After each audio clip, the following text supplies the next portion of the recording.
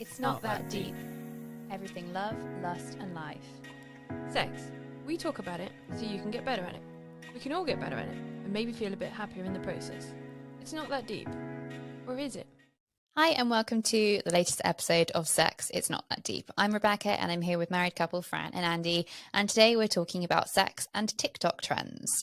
So there are some sensitive content in this episode relating to abuse and sexual abuse through the TikTok trends we're going to be discussing. So that's your trigger warning there if that is something that isn't what you want to be listening to or is uncomfortable for you at this point in time. We also want to look at how TikTok can be very different for each user, how it really depends on your usage and your algorithm as to what you see. So we're obviously going to be discussing the harmful trends and the educational side of TikTok, but it does really depend on what you see, doesn't it? Really does. I mean, TikTok's such sophisticated AI that literally the amount of time per second that you spend on each video determines the next videos that you're going to see. Yeah. And that can snowball, can't it? There's quite a big effect between the difference between our phones and the experience that we both have on TikTok is so different just as a result of natural scrolling trends. I think it's a really good example of you get out of it what you put into it. Yeah. And I think that, if you go down a rabbit hole of looking at a certain hashtag or a certain topic, or you linger on certain videos, you're going to end up seeing much more of that. And I think if you therefore end up looking at some things with a negative connotation or things that aren't a positive message, you're probably going to see more of that.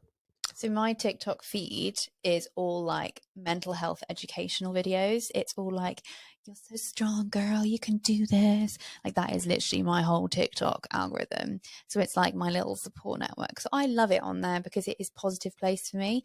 But the stats show that if you're a 13-year-old, you get a TikTok account for the first time, within the first 10 seconds, you're seeing a video about abuse, about sexual related content in the first 10 seconds. And that then becomes, if you are a 13-year-old who hasn't really developed that stability and that understanding to know that the world isn't all evil and the world isn't all terrifying, and that's all you're seeing straight away, you then get addicted to that content. You want to see more of that content because you want to understand it more to feel like you're more in control. But instead, all you're going to do is create more anxiety because TikTok's going to keep feeding you those videos if you keep engaging with them.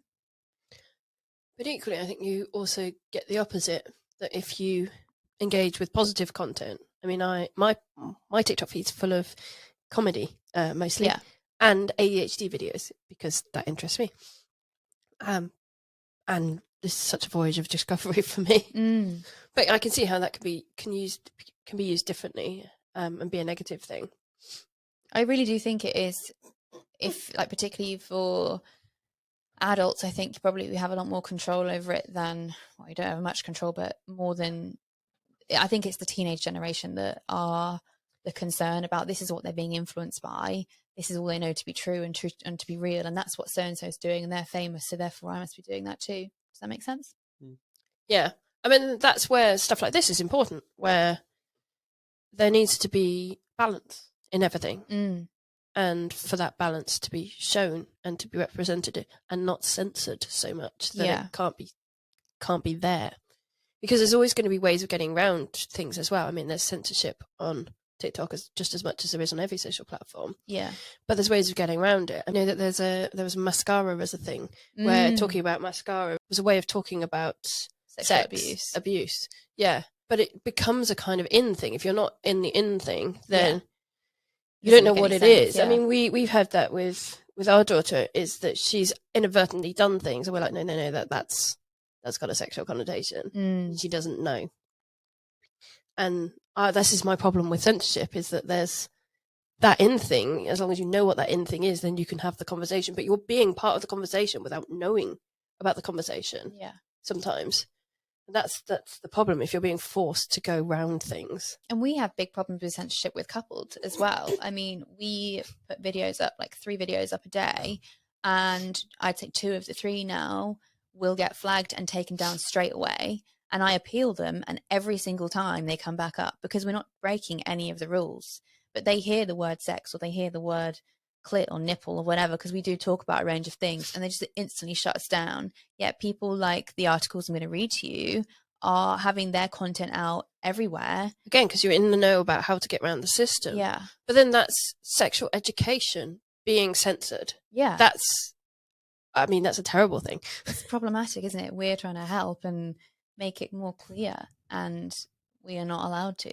And there's some really, I mean, you said about there's a lot of innuendo. There's things where our daughter's played with little trends and she's done little filters and that. And we know that actually there isn't, from an adult perspective, there is a sexual innuendo to that song or that dance or that behavior, whatever it might be. There's also some really overt stuff on there. There's accounts that I've seen and followed, and it's really overt what they're trying to push. Yeah.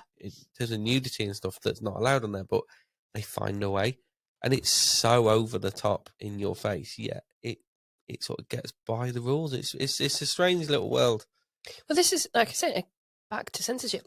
Everything that we're talking about is about trying to get more talk around sex, because the more you talk, the more you learn and the better sex you have. But then the censorship of that talk, it just seems to be both wrong and also required at the same time. It's a weird sort of situation to be in. You can't talk about it in a positive way, but you can't talk about it in a public way in case the wrong people see it or use it in the wrong way. It's a kind of damned if you do and damned if you don't moment, isn't it? They can't do either way. There will be someone saying it's wrong in both ways. So I'll start with the first harmful TikTok trend from our negatives.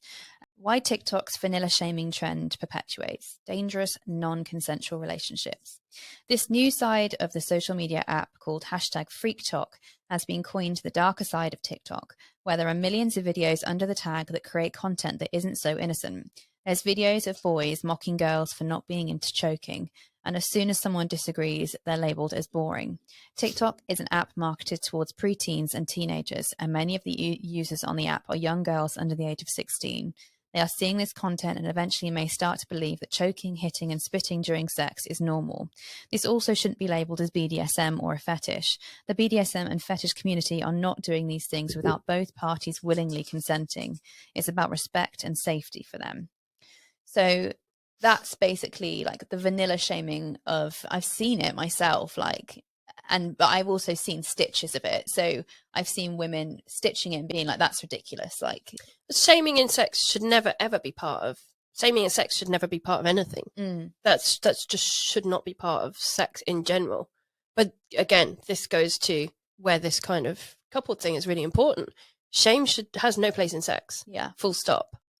And that should make that trend completely pointless. It's concerning why these like young boys think that non-consensual sex is okay. Like, seeing as it's such a loud movement now, like I don't understand why they think, where they've sort of got this from and why they think it's acceptable. I think there's also questions about consent as well here, because I don't think all the time things that are being shown as non-consensual are non-consensual all the time. I think there's a lot of, on TikTok, there's a lot of what's being shown and what's true are very different, aren't they?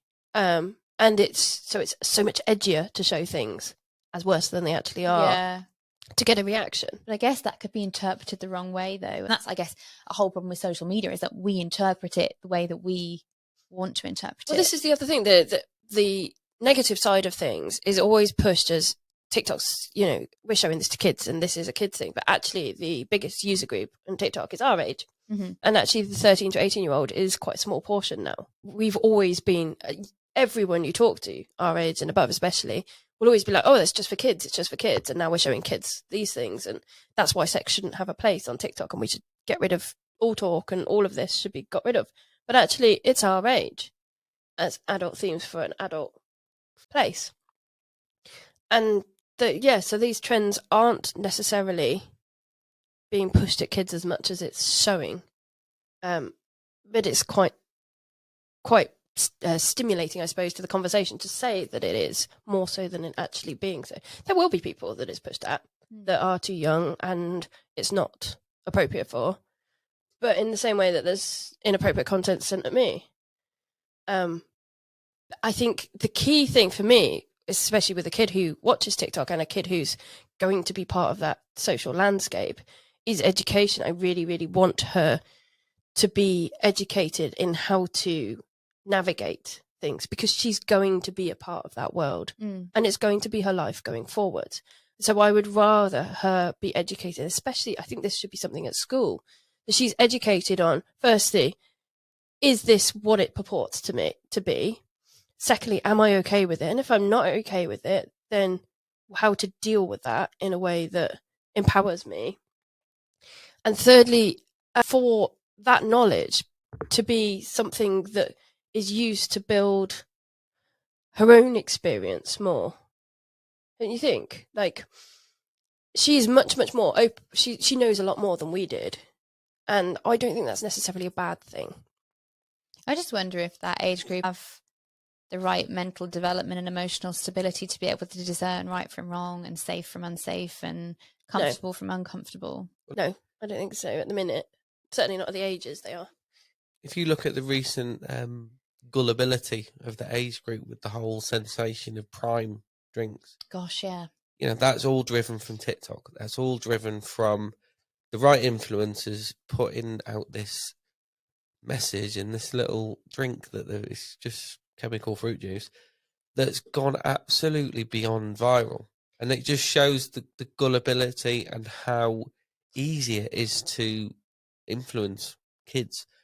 And I think that's why this is a really important conversation, because, you know, if you can push kids to be spending 30 quid on a bottle of pop, yeah, you can quite easily send them the wrong message around sex and relationships that will just become the norm for them. This is what I mean, that I think there needs to be a lot more education on how to be good online, and this isn't just kids as well. This is, Prime and influencers in general shows how important that link to, oh, this is good because someone showed me it's good. I've seen it on TikTok. It must be real. You know, that's so many people are taken in by that. And the fact that people are so horrible to each other online as well goes to show that we are just so divorced from this is real life. Yeah. And there needs to be a normalization of that kind of, no, this is life. It is real. It's not okay. And how do I deal with that if I'm not okay with it? Yeah. So our next article is a little bit upsetting. So young men on TikTok are fantasizing about ways to hurt women on imaginary dates. There's a new trend on TikTok where cis, straight presenting male creators post point of view POV videos of themselves fantasizing about dates with women and how they would turn violent. Some imaginary scenarios exposed by, imagine we try BDSM, you let me tie you up, then I just punch you in the ribs, mad times. TikToker Aidan Grollman posted a, you guessed it, now deleted video that said, imagine we are on a date and then as you try to hold my hand, I break your fingers and then proceed to body slam the fuck out of you. So that's a TikTok trend that I think is horrifying. Yeah. What is the point of that? I think there's some young men that is the point of censorship, that kind of thing. But that's two examples of there were, I think, about 15 on there. That's just weird though.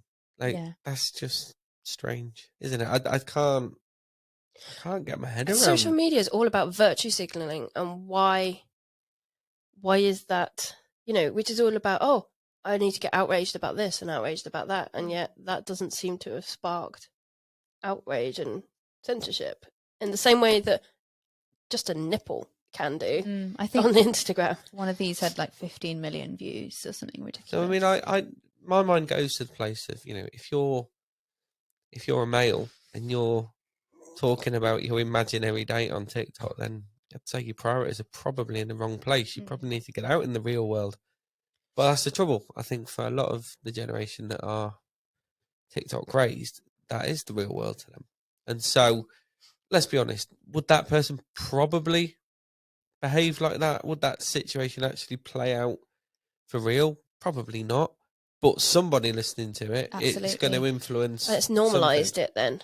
For it to be something that's a trend has normalised something. That's the way mass shootings happens, is that it became a normalised thing. And so it was okay for the next person to do it. The barrier to behavior came down, and that's what that's doing, is bringing the barrier to behavior down. The more that we bring in shitty ways of thinking like that and think that that's okay, that person's been rewarded for that. 15 million views, and that's a reward, and he's now being rewarded for shitty behavior. Yeah. And just on the back of that, according to an Office for National Statistics survey in the UK from March 2020 to March 2021, when a lot of these trends were very popular, police recorded a total of 1,459,663 domestic abuse-related incidents and crimes, which was an increase of 80,000 from the previous year. Yeah, which I think is, again, the barrier to, if it's okay to talk about these really far out things in social media, it must be okay for me to go home and do some degree of that at home. Yeah. And maybe even, people who are, anybody has access to TikTok, people who are mentally unstable, people who are troubled and haven't seen a professional to get help about it, could then take those actions further with, and really create some dangerous situations. And it is difficult, isn't it? Because you can't censor the internet, but at the same time, there's people who are really vulnerable who have access to this and access to these videos, like particularly young people. I think it's just so overwhelming. In the other respect, though, there's things like the Me Too hashtag that became viral in the similar way, in that now that's talking about the things that weren't talked about. And again, that's where I think this is coupled itself is really important, is to talk about things normalizes a viewpoint. Mm-hmm. And they're talking about it from a negative way. But for us to talk about it in a positive way, how to be stronger in your sexual relationships and in your relationships in general, normalizes a better way of living. Yeah. And creates that discussion. I think it's kind of up to us to kind of mobilize and make that this is an abhorrent behavior. We don't want it. Go away, sort of thing. Not even to talk about it particularly, to be like, no, this is abhorrent. Done. Yeah. So I'll mention the third article and then we can move on to the more positive side of TikTok.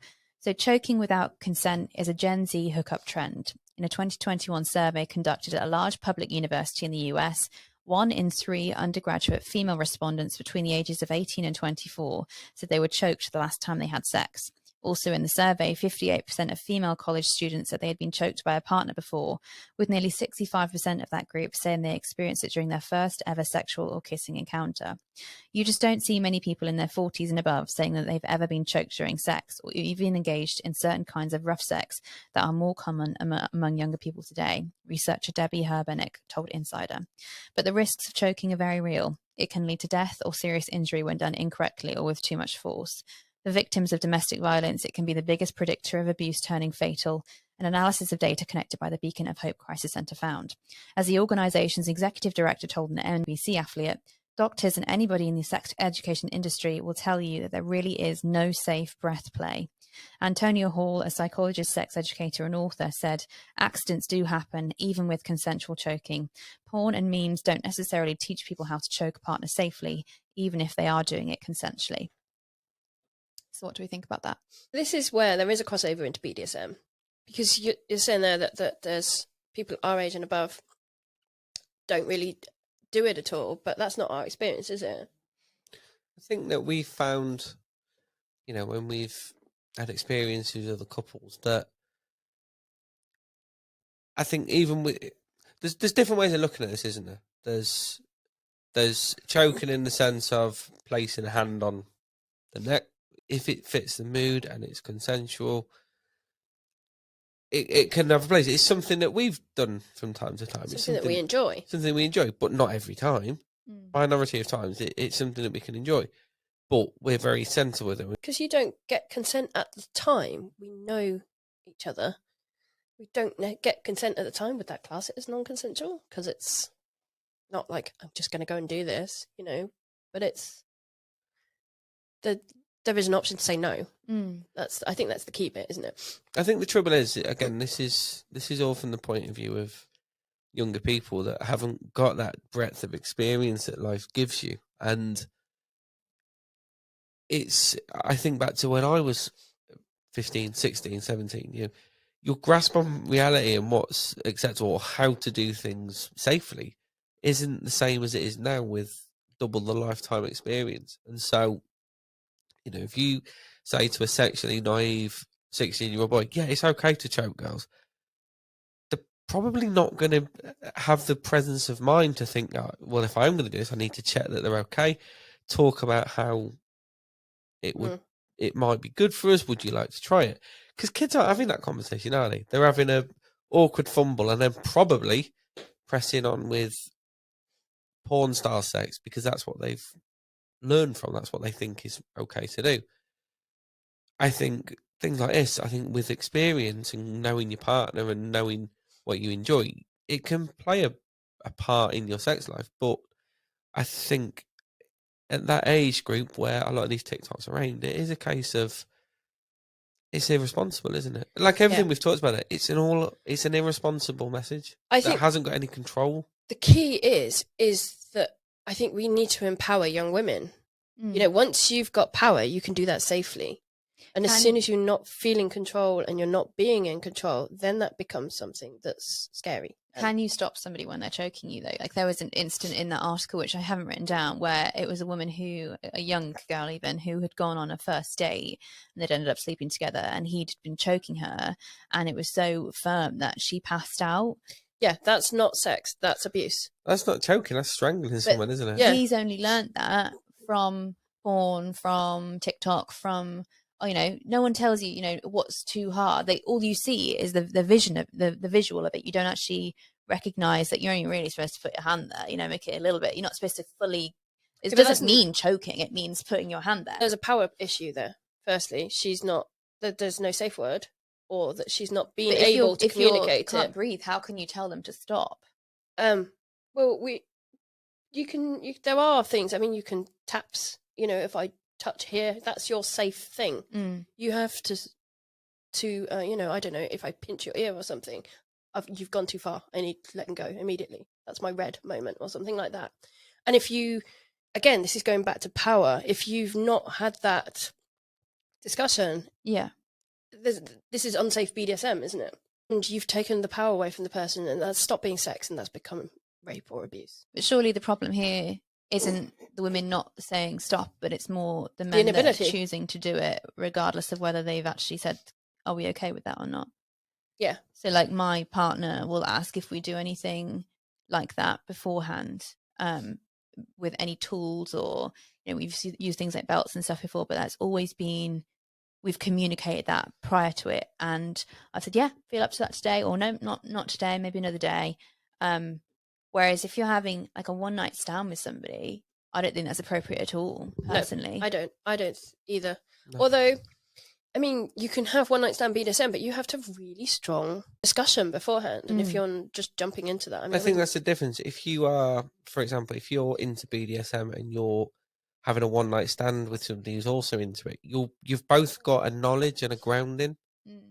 You'll have the safe word or the safe sensation. If you're somebody who's heavily into BDSM and you're meeting up with somebody who's very vanilla, you can't expect that they're going to want to be paddled or choked or strangled or spat at, because the chances are they probably don't, or they're probably certainly not experienced enough to sort of go straight off the bat with that. This is what I was saying about TikTok education being important for people growing up, is that you don't see the either side of that TikTok.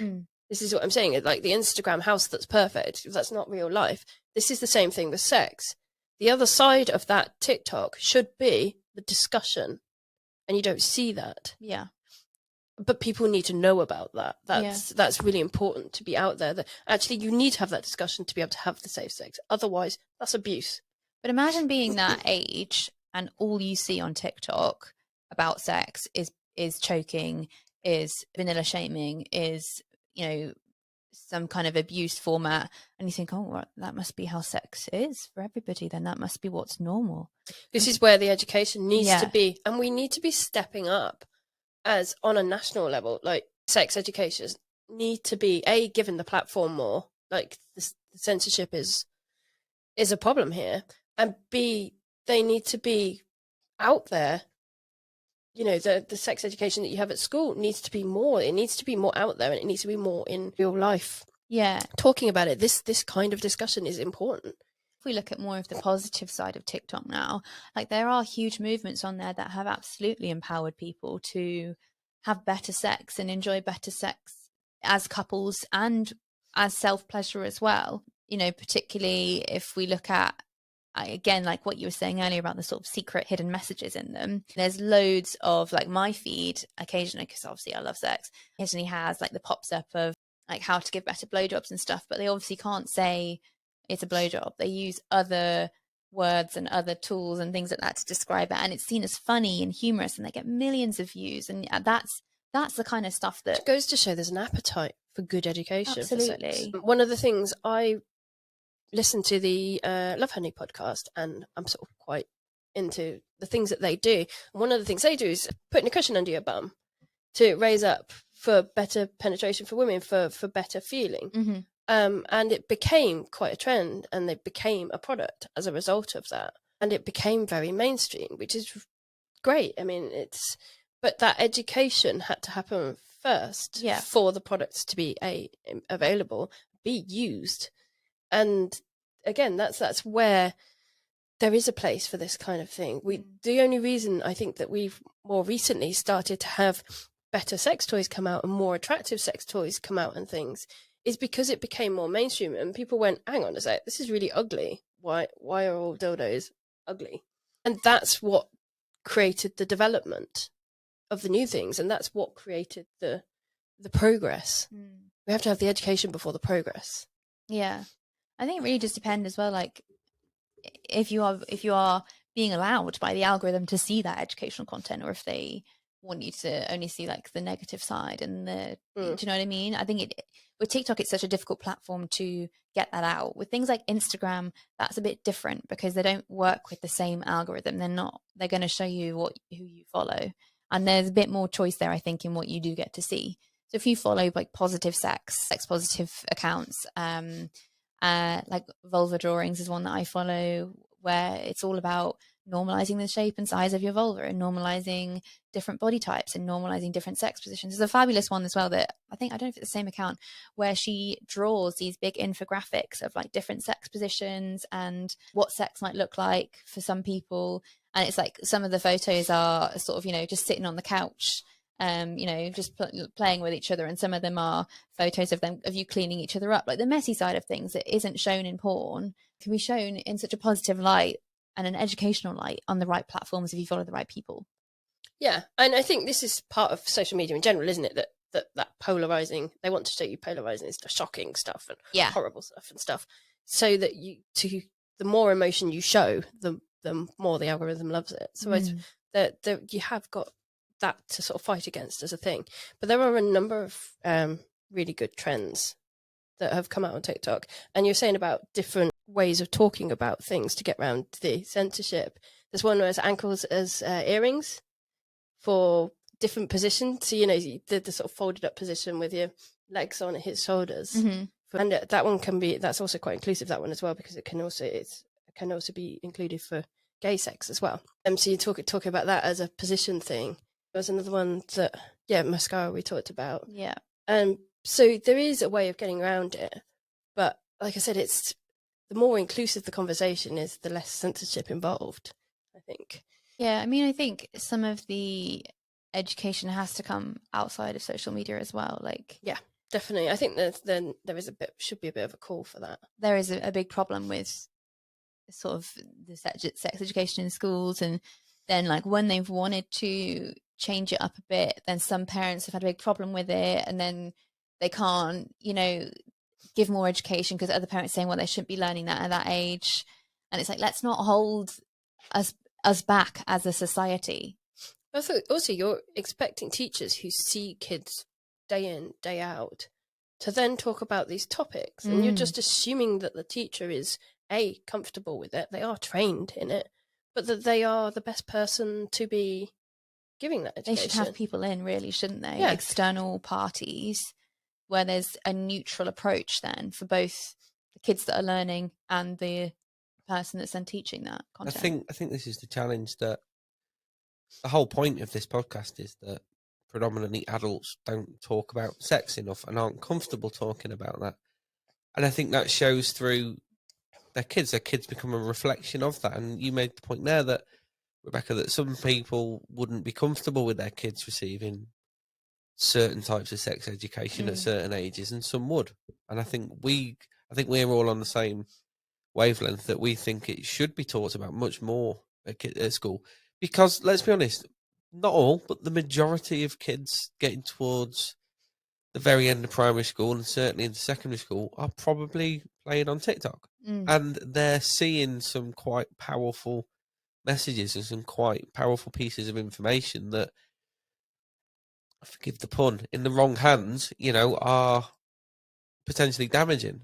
And I think that conversation needs to be taking place. I think schools need to be reflective of the reality now that kids are getting more access to more information. And the wrong information. Yeah. Than ever before. And so I think back to when I was a teenager, your first forays into sex was porn, but it was a porn magazine because even the internet was on its baby legs at that point. And whereas now there's so much there, but I think we've gone beyond the point where a lot of the sex education comes from porn. I think a lot of it will be coming from TikTok. Yeah. And other platforms that have got reels and short form video, because that's accessible and that's the dopamine hit for kids now, isn't it? That's what they like to see. And I think there's a responsibility for schools, but also for parents to be more upfront with that conversation and that education. We're not comfortable with it, but realistically, it's a younger age now. Kids are more going to start becoming more sexually aware at an earlier age because of the information in front of them. And whether we like it or not, that's the reality. This is what I was trying to say earlier, but much less eloquently, was that, kids, you have two options, don't you? You have prohibition or you have education. And kids are going to, if they're on social media, they're going to see stuff. So I'd much rather my daughter be educated about how to navigate that and what actually is real and what is positive than just prohibit it altogether. Because people who have no knowledge have no power. Yeah. And that all you're doing is taking their future power away, especially, I think, for young girls more so, but with boys as well. But you're taking power away by removing knowledge. But it has to have some kind of limits on it, and it has to have some kind of guidance to it. And just letting people loose with all of that available and no knowledge to go with it, and no kind of handbook to, this is how to have a positive outcome from what you can be shown. I think, as Andy was saying as well, I think a lot of this comes from the parents being accepting in themselves, and maybe the parents feel scared about letting their children know stuff because they don't know the stuff. They aren't educated in it. It's frightening. It's overwhelming to them. So maybe this is our way of saying, get yourself educated and feel comfortable in understanding sex better.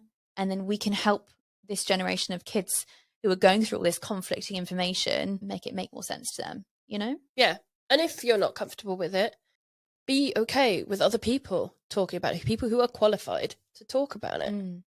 In schools, like I said, I think there should be a real movement towards body positivity and sex positivity being part of growing up. And I think that's just sort of missing a bit at the minute. I think the social side of growing up is just as important as the academic side. Yeah, absolutely. And it's really missed out on, isn't it? In education. So another one of the TikTok trends that I really like, for instance, it's called an egg yolk thing. It's about masturbation. Is that you take an egg yolk and you sort of play with it in your hand, and that's how sensitive you should be with the clit. You're saying about not going at it too hard, that you should be able to play around with it without breaking the yolk. And if you break the yolk, you've pressed too hard on a clit, if it was the same thing. And it's both for men and women to get a feeling of what that's like outside of sex. Practicing a sexual technique and practicing a sensation outside of sex, I think it's a really positive thing. You can do something without being let loose on a clit, that I think that's a really good thing for education. I mean, we got taught, didn't we, about putting a condom on a banana or a cucumber or whatever it was. And that's got a limited amount of, I mean, it's important to learn, but it's got a limited amount of practical use. Well, yeah. Well, you've put a condom on it. What do you do now? I didn't even get that. I still don't really know how to put condoms on. No, I'm not great it really stresses me out. I put them on inside out all the time. It's very, Yeah, I'm rubbish at it too. I find it quite stressful. And they're expensive to practice that. Yeah.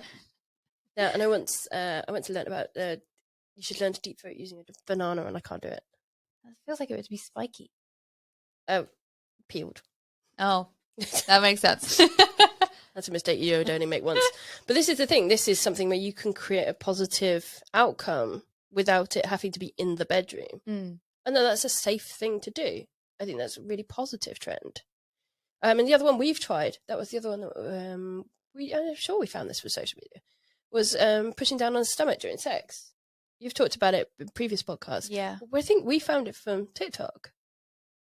Pushing down on the stomach during sex enhances the feeling. Yeah. It doesn't always depending on the position, but we've tried it out. Obviously not crushing the stomach, just so we clarify. Just sort of pushing down, because effectively it's the internal clitoris gets pushed closer, isn't it? It sort of enhances the feeling. Yeah. Only, relatively gently. Yeah. But again, that's another one of those things that got popularized through social media and is a positive thing, a positive feeling thing. Yeah. Once they're becoming a trend, there's more people talking about those sexual experiences, and therefore hopefully more people doing them. Yeah. And that's only got to be a positive thing. But I think we need to be, I think there is a little bit of an onus on the social medias themselves to give those things a bit of a boost rather than the censorship. Yeah. There is an algorithm problem there. Definitely. Censorship is unilateral, but positivity isn't. So I think we've really covered like both the negative side and the positive side of TikTok trends. Does anybody else have anything to add on that? Or are we all good? No, I just think for me the really important thing here is that TikTok, they're only going to do so much to censor it. You know, they want people posting videos and they want people watching videos. That's all they want. There is an element of responsibility that they'll have, but ultimately if people are not breaking the rules, they'll push the rules, then they'll let that go. I think there's an obligation for as many people that are comfortable doing so to flood it with the positive messages. Yeah, you can't blame the algorithm for bad people. Bad people exist everywhere. Yeah. But you can game the algorithm by making more positivity and making the conversation about that. And I think the reality is the most likely people listening to the podcast will be the parents of kids that will be in that phase of life or approaching it. And I think just being comfortable to let them get a proper education and talking about it with their kids is really important.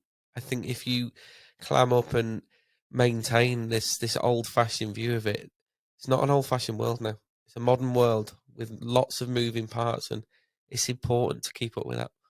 Absolutely. Yeah, don't shy away. Otherwise, I think you're doing a kid a disservice. You know, that you don't know what input they could be getting. So if you're shying away from giving the positive impact, they may just be getting the negative.